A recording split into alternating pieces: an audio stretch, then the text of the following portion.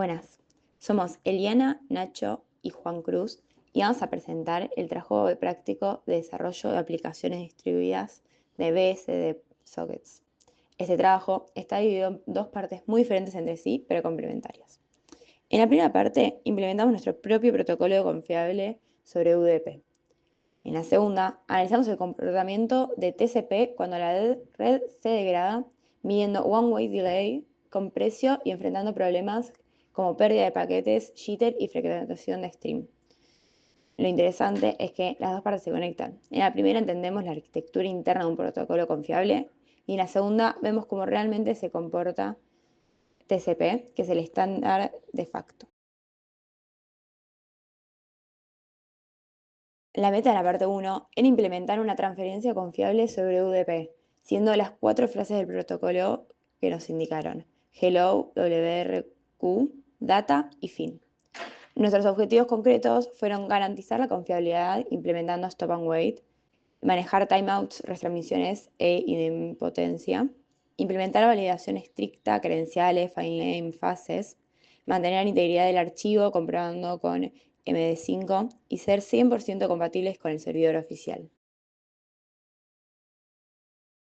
Sobre la arquitectura del protocolo, se diseñó una PDU minimalista de 2 bytes de header. Un byte para el type, correspondiente al tipo del mensaje, y sec, una secuencia que podría ser 0 o 1. Esto permitiría minimizar el overhead y a la vez simplificar el debugging. Además, tanto el cliente como el servidor implementan una máquina de estados de errores, como por ejemplo request recibido antes de un hello, data recibido antes del acknowledgement correspondiente, secuencias fuera de fase y archivos con nombres inválidos. Definamos cómo se compone el flujo completo. En hello se envía una credencial y luego se espera por un acknowledgement con secuencia igual a 0. Si no llega o llega de manera incorrecta, se retransmite. Pero si la credencial fuese incorrecta, se aborta el proceso. Esto confirma la autenticación y sincroniza el primer sec. Luego, en la write request, mandamos el nombre del archivo remoto. El servidor crea un slot para este cliente y esperamos un acknowledgement con sec igual a 1. En este punto ya establecimos un contrato para la transferencia. Posteriormente, en data, leemos el archivo local por bloques.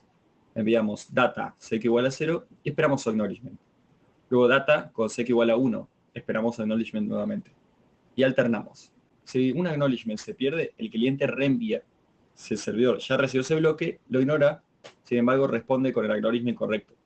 Esto evita duplicar escritura. Finalmente, valga la redundancia, fin. Enviamos fin con el filename remoto. Esperamos el acknowledgement final y cerramos la sesión para que quede limpio.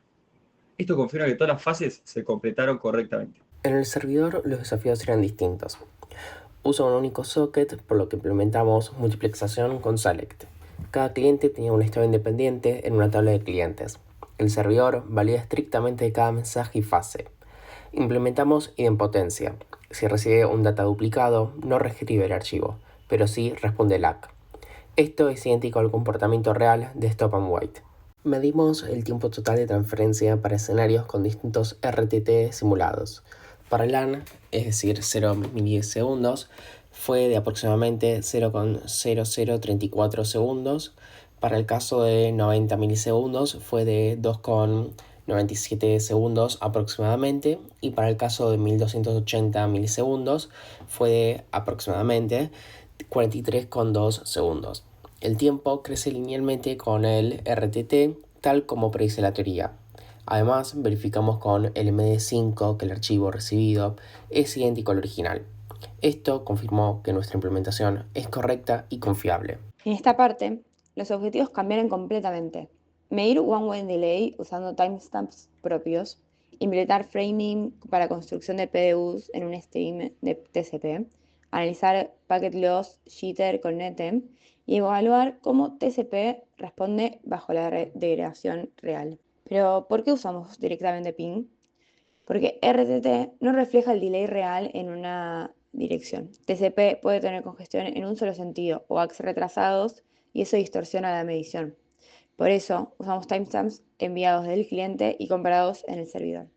En el contexto del cliente TCP, el cliente genera PDUs periódicas con un timestamp en segundos, seguido de un payload fijo. Usamos el getTimeOfDelay para precisión. El payload no importa, lo importante es este timestamp.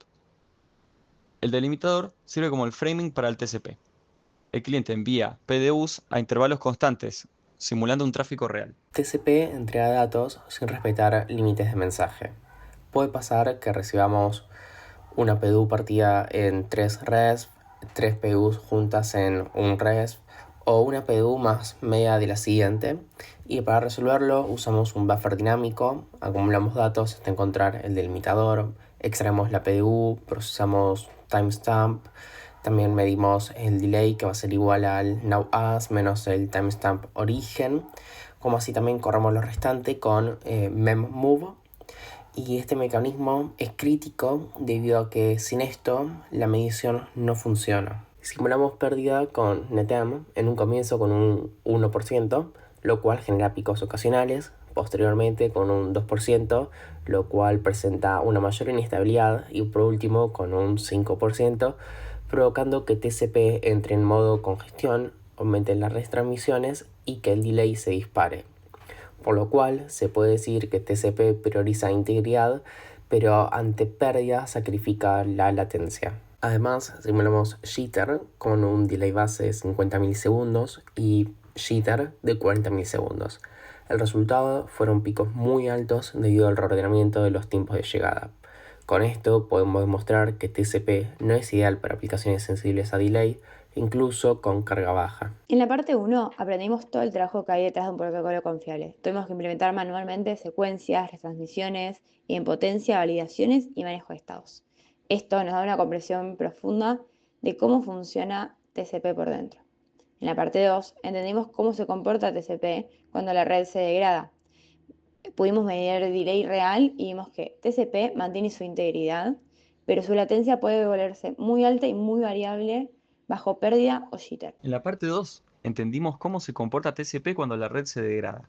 Pudimos medir delay y vimos que TCP mantiene integridad, pero su latencia puede volverse muy alta y muy variable bajo pérdida o jitter. Este fue un proyecto completo que combinó diseño de protocolo, programación en C a bajo nivel y análisis experimental con herramientas profesionales. Muchas gracias.